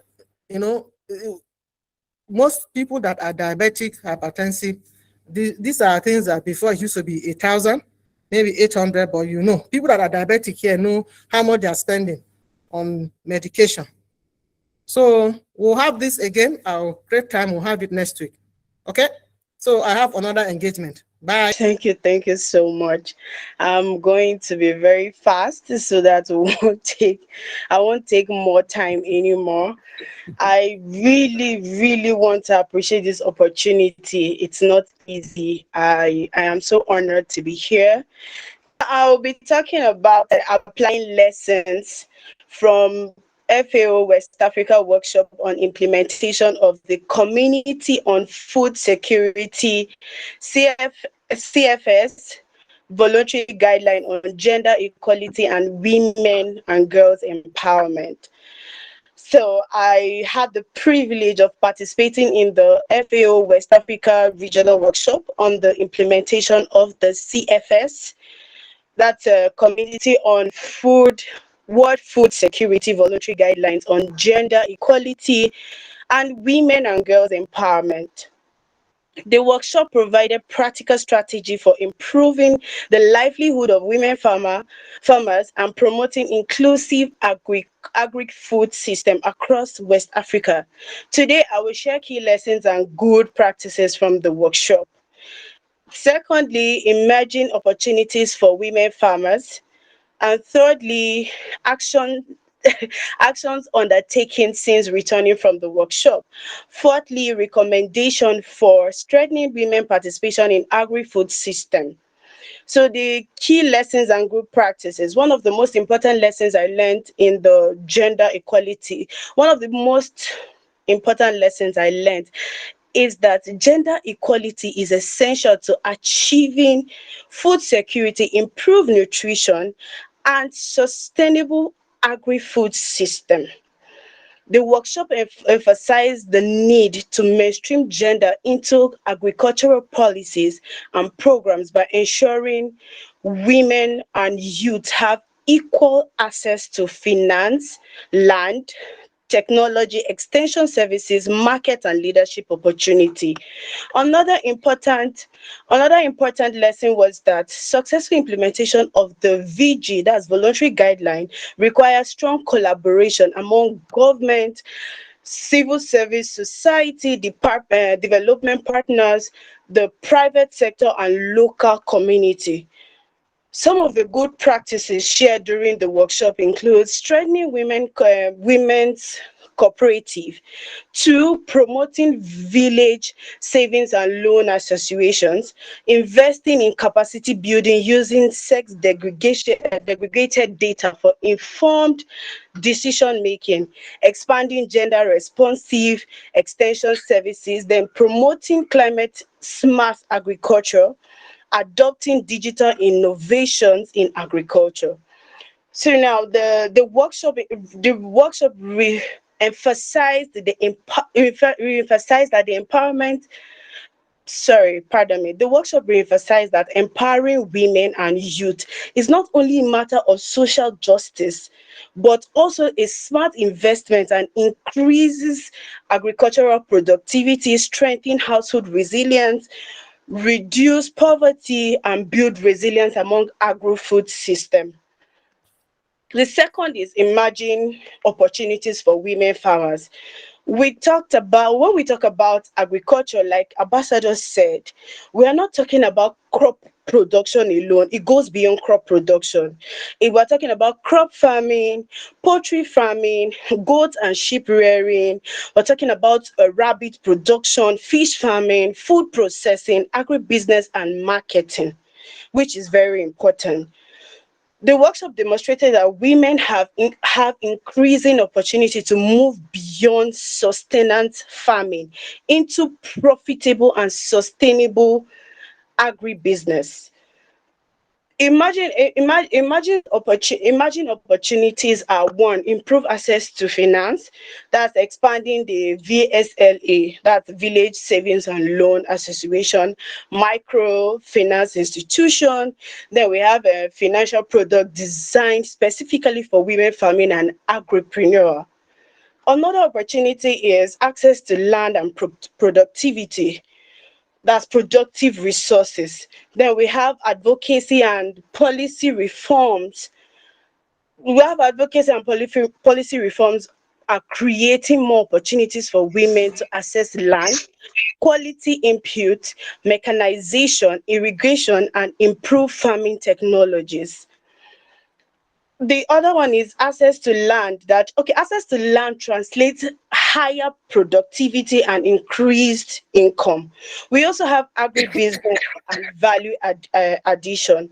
Women have the opportunity beyond farming through processing, packaging, storage, branding, marketing. Now, for example, in Benue State, we have women that buy products when when people are harvesting, when the price is still low, and they skip it till when it's off season.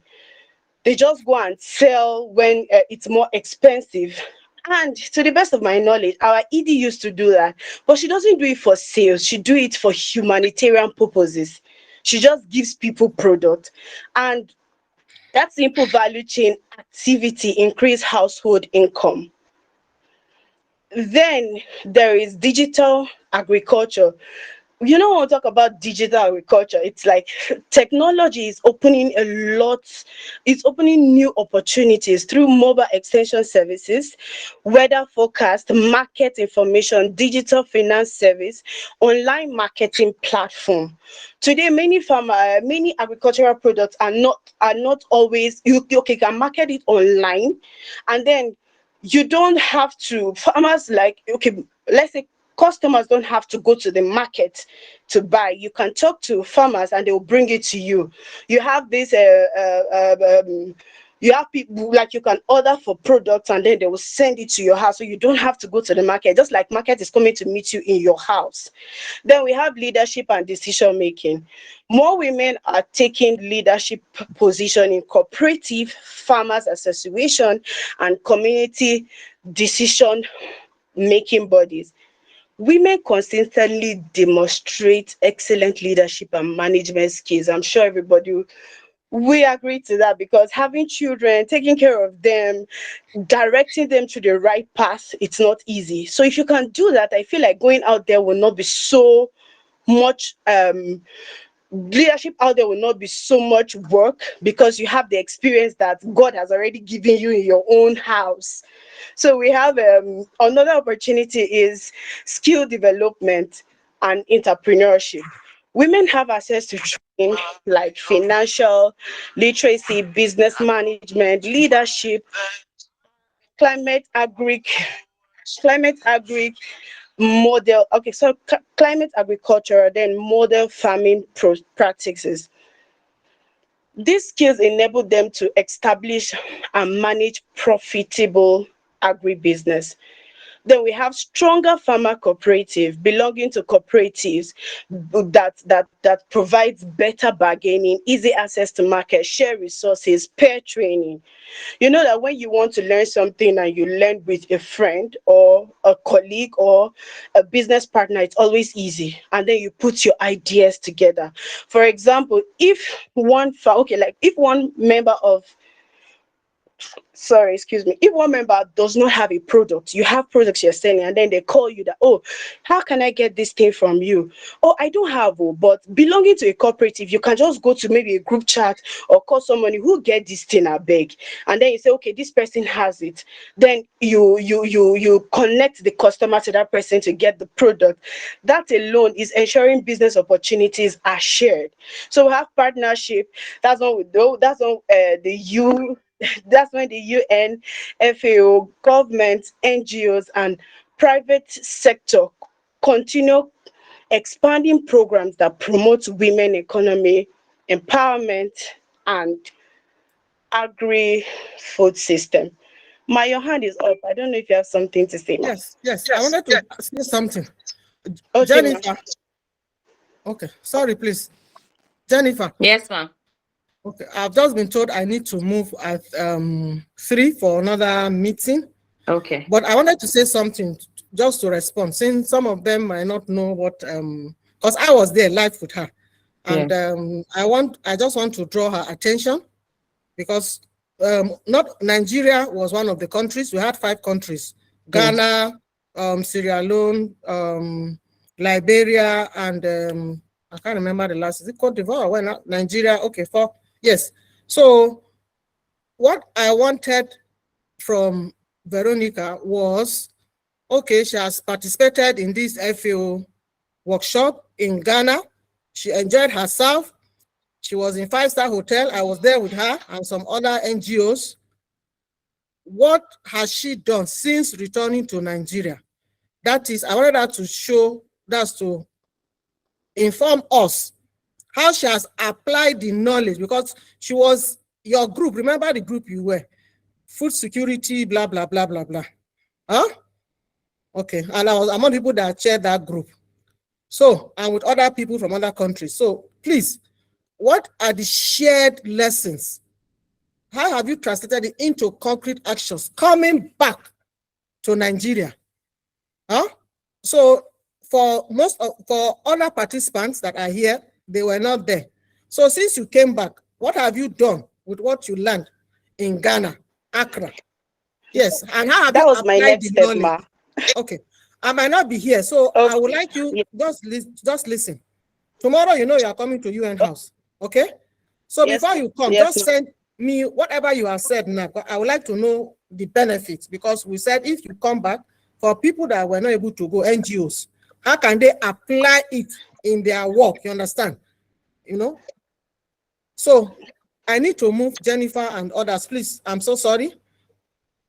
we'll have this another one. We'll have more time. I'll create more time. So even if it's going to be 1 hour, I promise you that. Please, I'm so sorry, colleagues. Okay, ma. We're all Thank you colleagues, very please. much, ma. Huh? We're Thank all you, ma. colleagues, okay? Thank you for the All time, right. ma. Even though Jennifer has stressed me so much. Huh? So sorry. All right. So thank I you. See you next apologize. time next week. Bye. Bye-bye. Bye bye. Bye. Thank you, ma. Good luck. Bye.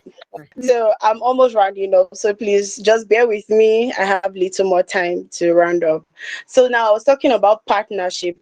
That I was actually running because I wanted her to listen to everything before she leaves. So okay, the next opportunity is partnership. That's developing partners such as FAO, governments, NGOs, and private sector continue expanding programs that promote women economy, empowerment, and inclusion in agri-food business.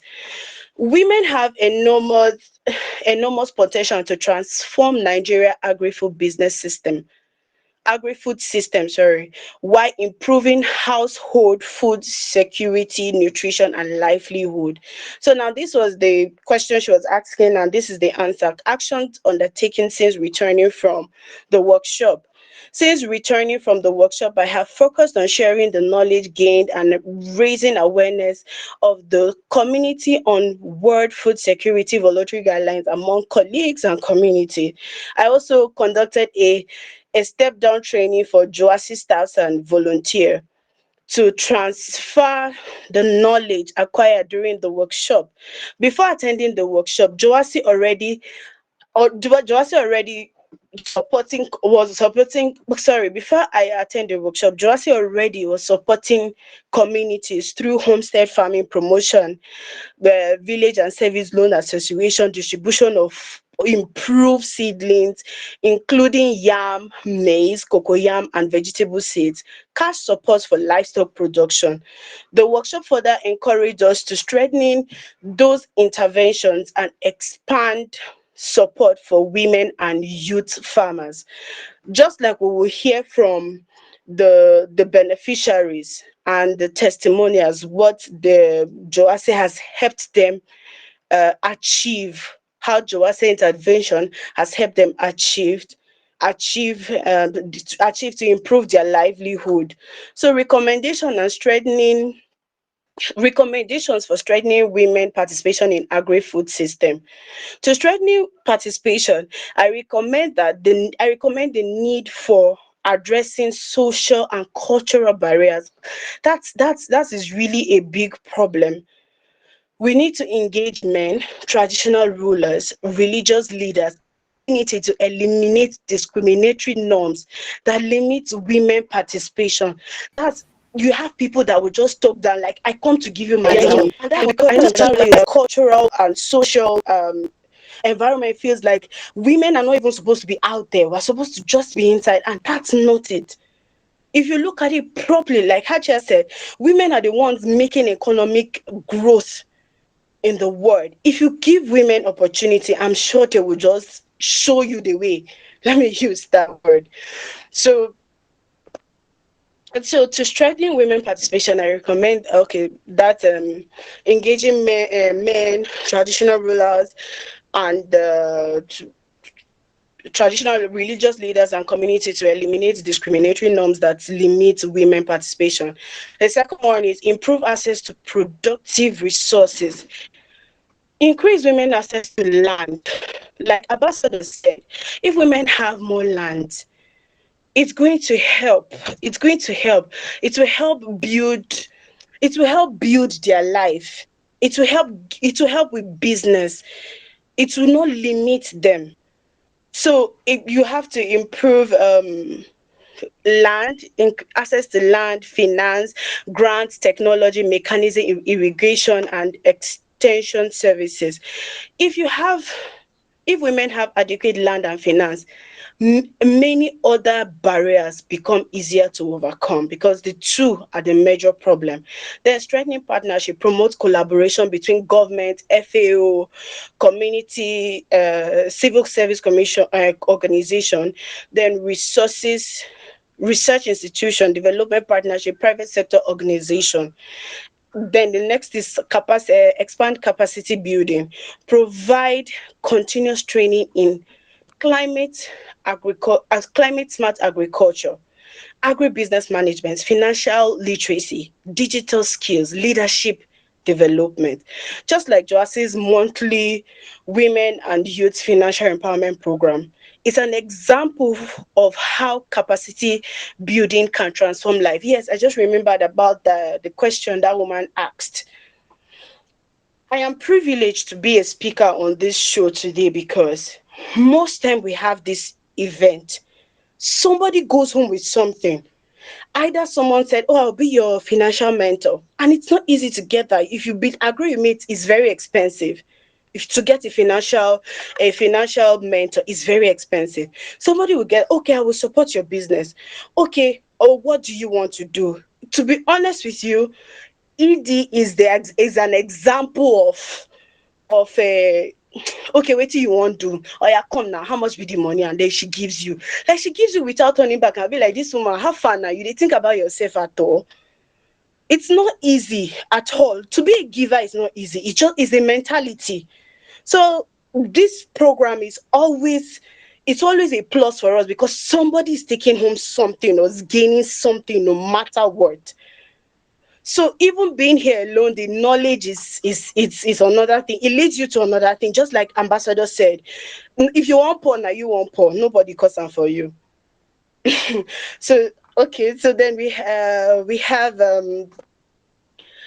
another one is strengthening gender responsive policy, fully integrated. They should fully integrate CFS or VN, that's voluntary guideline, into national, state, and national and state agricultural programs and budget. Support women-led cooperative, and improve access to credit, market information, and collective bargaining. Increase women representation in farmers association, collaborative agricultural governance structures, and community decision making platform. As I conclude, the FAO West Africa workshop reinforced that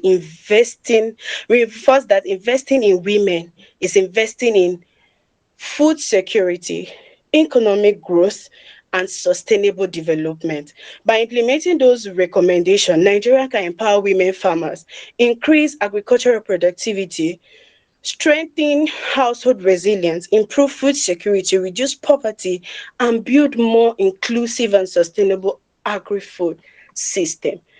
Thank you very much, everyone. Thank you for your time. Thank you for listening to me, Edie. Thank you for this opportunity. I'm not taking it for granted. Thank you, everybody. Thank you, Miss E.G. Veronica Udu. Thank you so much, Edie. Thank you to Ajia Sedia, even though she's not on the call. Thank you, everybody. So our next on the list is we'll be introducing our women farmers. And before I give the mic to who we anchor that section, let me go to the chat box and quickly read what we have there. All right. Okay, Ungumu Age, she said there's a slogan, women farmers, great nation. Wow. Women farmers, great nation. She also said she worked as agricultural extension agent under Wofan Icon 2 organization. She's getting all these points, ma'am. Oh, that's referring to Ajia Sedia. Wow, thank you so much, ma'am. Thank you for following. Ogedenge, I'm so sorry. Ogedenge Sunday said, what happened to men or justice for men? Men are vulnerable too. John Adeleke said, good management of time allocated to each speaker and follow the timing will help not to shout. Okay, maybe change other speakers. The management is key. Okay, thank you so much for that one. Ms. Margaret said, thank you very much, Mr. John. We'll work on the timing. So thank you, everybody. If you have any other question, please let's use the chat box. For the sake of time, we won't be able to give everybody a chance to speak. So just write on the chat box and we assure you we'll go through your message and attend to them. So I'll be giving the mic to our very own Director of Operations in the person of Ms. Margaret Adato to introduce the farmers to us. Over to you, ma'am. Thank you, my ED. And thank you, Ajay, in absentia. Beautiful mommy. And our ambassador, sir, thank you very much for your words of wisdom always. It's very for your presentation. And so today here, I'm so happy. It has never happened that we have a program and we have our women join us. And it's not just in one state. We have in Benue and Kogi right now on the group. And in Benue, we have like two groups joined, group of women joining different communities, and in Kogi State, in Emmanuel local government precisely, we have like three groups that are joined are in one place, all listening to us at this moment. So I know some of them they could be language barriers, but we have leaders there who are with them, and certainly we know that they've been translating all what has been saying. First, we have the women from NKST UA. We have our women farmers from NKST UA, and luckily our North Central coordinator, Mr. Emma, is there right now handling that group. The other side, we have one of our staff, Mr. Atumbaga. It's handling one of the group, same in Benue there.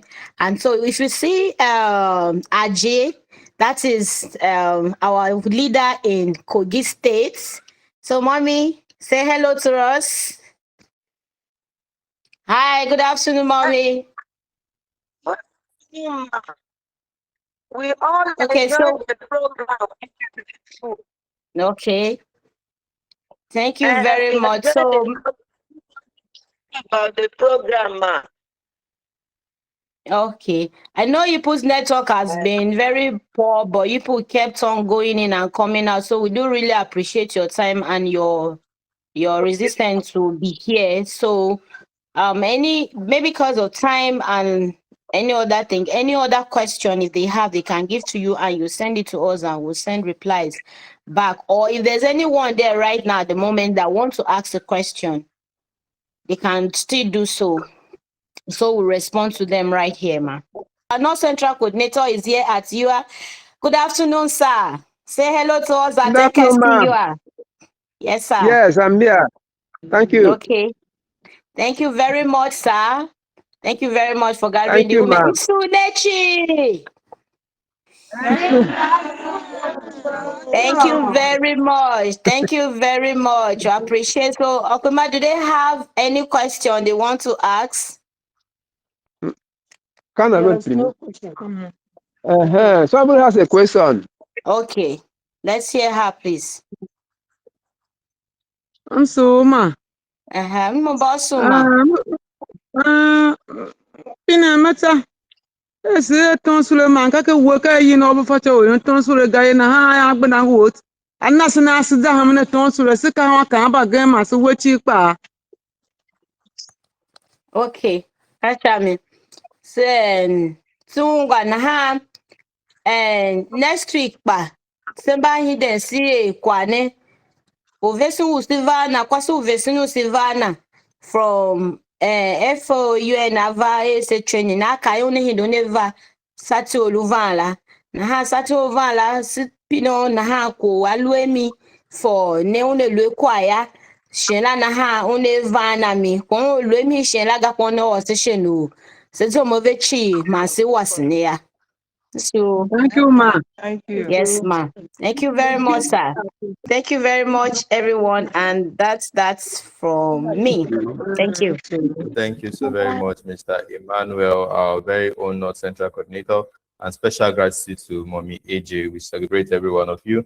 Thank you for your efforts to transform the society and the community by empowering women. We love and appreciate every one of you. So quickly, we'll open the floor for any question, any contribution. We have 5 minutes for that. We are truly out of time, but we just want everyone to be satisfied and fulfilled. So the floor is open. If you have a question, you can do well to raise your hand and it will be addressed. Okay. And in absence of any question, I'd like to call on my very own executive director to give our own closing remark, after which we'll have to take photographs. Over to you, ma'am. All right. Thank you so very much, Mr. Adje Samuel. And thank you to our mommies who have joined us from Benue State and from Kogi State. I thank you so much for our state coordinators who have coordinated to make sure that the women join this program. And I really want to also sincerely thank our North Central coordinator, Mr. Emmanuel Uma. I also want to thank our very wonderful volunteer, Mr. Atumbaga Kato, who has also been part of the people coordinating to make sure that the women join us. I thank everybody who is on this call to this point, who has been making contributions. As we close this program today, I want to sincerely and deeply from my heart thank the speaker, thank every person who has spoken and every participant and our partner at the FAO of the United Nations. Thank you everyone who has made this session possible. Today reminded us that economic empowerment rarely begins with large investments. It begins with one decision, one mindset, one seed, one chicken, one savings group, one woman who decides that her future needs to be different. Transformation grows the way a seed grows. Today's knowledge only becomes valuable once you apply it. If we listen to all this and we do not take any action, then it has been a whole waste of our time and the time of everybody who has spoken with us. So I encourage everyone here to live with an action plan. Plant something today. Save an amount that you want to use for your agricultural produce. Start something and teach someone so you can do it together. Whatever you always do with someone is difficult for it to fail. Because when you are tired, that person will remind you the reason why you started in the first place. Because at JUASI, the Julie Brahma Women and Children Initiative, our vision goes beyond individual projects. We are building resilient households. And we believe that resilient households build peaceful and prosperous, inclusive communities. If every household represented in this meeting today goes home and begins to farm one agricultural produce, be it crop or animal, and then that thing begins to bring money to the family, can you imagine how important and how good that will be? The future of Nigeria will not only be built in the big cities, it will be built at our backyards, our farms, our savings groups, and in ordinary families who have chosen to become extraordinary producers. The health that is dilapidating, many people fall sick. People are beginning to have so many sicknesses that were not found in our societies some years ago. I will give credit to the bad foods that we have been eating. So if everybody in this call right now, listening to the sound of my voice, begins to think and begins to take action to make sure that they plant one thing, just like our speaker said, the biggest thing you need now is not money, is the mindset. Are you willing to plant? If you have been planting, are you willing to scale? That is where the story will be better told. Where you are telling JUASI that I have been doing poultry, I have 20 chickens. I am targeting to sell 1,000 chickens by December. I need support. Now, JUASI and the United Nations Food and Agriculture Organizations, World Health Organization, and other organizations and NGOs can come together and say, this woman that already has 20 chickens, let's give her the empowerment to be able to have 100. So if you're here and you are thinking that I just need money to start, you do not need money to start. You need a mindset, engineering to start. So thank you so much for joining us today. And may today's conversation begin to become tomorrow's success story. So God bless you, everybody, for joining us. God bless the Julie Brahma Women and Children Initiative. God bless our women farmers who have joined us all the way from Benue State and Kogi State. God bless the Federal Republic of Nigeria. I love you sincerely. I am Chief Jennifer Hebafana Lee. I look forward to receiving the good testimonies from you who will tell me that after this program, I bought one chicken, I have started in my backyard. After this program, I carried one sack, I have planted my yam. After this program, I've carried 20 sacks and I've started planting my corn, my cassava. these things are possible. And I just wish us all the very best. See you next week. See you on the last Saturday of this month for the Victoria Show. That is our advocacy platform for dignity and violence prevention. Join us every time we call upon you, and then may God bless you. Have a good morning. Can we kindly turn our cameras on now so we can take a group family picture so that we can keep it and remember this day forever?